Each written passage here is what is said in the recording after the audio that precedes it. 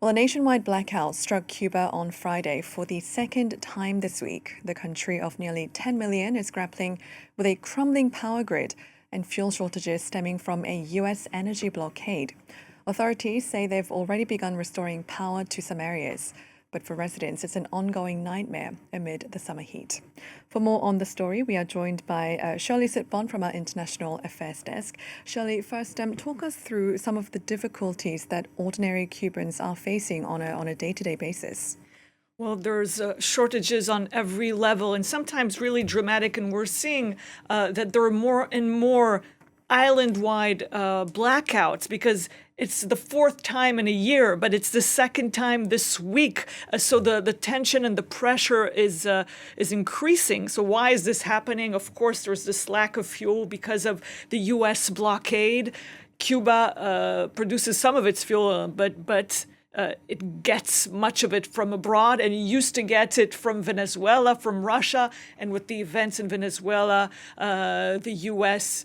basically abducting, capturing Nicolas Maduro, the former president, changing everything, blocking all of the aid, all of the fuel getting to Cuba.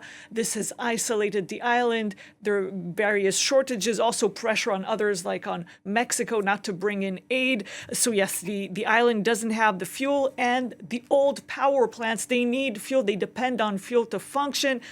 And also the whole system, it's extremely old, it's not well maintained, it's very, very fragile, and authorities cite failures in connections between provinces in recent hours, and also a fluctuation in parameters. So we're seeing more and more of this, more difficulties, and the situation, of course, is getting dramatic for the population because we talked about public transportation, which is becoming really rare now.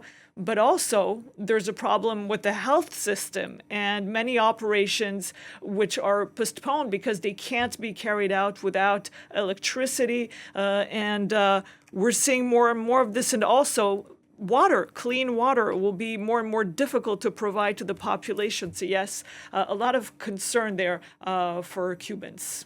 So how is the country coping with the fuel crisis? Because it affects basically every aspect of the daily lives of Cubans. Yeah, so the main way perhaps is to ration.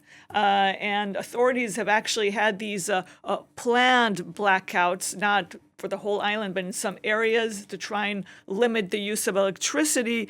And also, the Cubans have been producing some of their 40% of the fuel they need. So they do have some of it, but they've been cutting down on everything they use. And now authorities are turning to other ways, to renewable energy, to solar panels, saying that if there's no fuel, and this will continue on the long run and the pressure will continue to increase, they have to find alternative solutions. And solar panels is one way to get there. There is, of course, a lot of anger, a lot of frustration among Cubans. Let's listen to some of the people who were interviewed by various news agencies.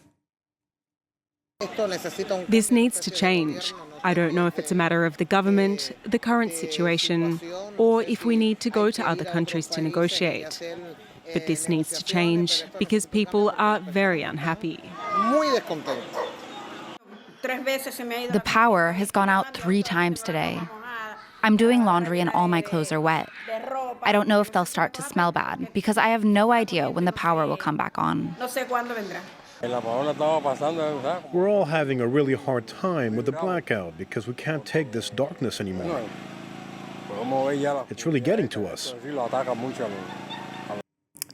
So what is the U.S. administration actually trying to achieve here with this energy blockade on Cuba? Well, they're trying to achieve, that's what they're saying, a change, a political shift in Cuba, an economic shift as well, really a change of the way the country is being run there. And the Cuban officials have always said that that's out of the question and that everything the U.S. is doing there, this blockade, is illegal. The UN actually has the exact same position. It goes against international law. It goes against human rights for the Cuban people. But the U.S. tries to, and actually it's perhaps some would argue that it's functioned partially because Cuban leaders have brought in some changes, more openness into the economy, allowing some investment from abroad. But they say they will not go any further. Remains to be seen because the situation is getting more and more tense. And will they, I wouldn't say cave in, but will they try and negotiate something with the Americans? But in any case, the Cubans have said, and not them alone, many have been saying, many world leaders and international institutions saying that this is unacceptable and that the Cubans cannot be pressed that way and that the U.S. has to change the way it's managing this crisis. All right, Shirli, thank you for helping us get a better idea of the situation in Cuba. That's Shirli Sitbon from our International Affairs Desk.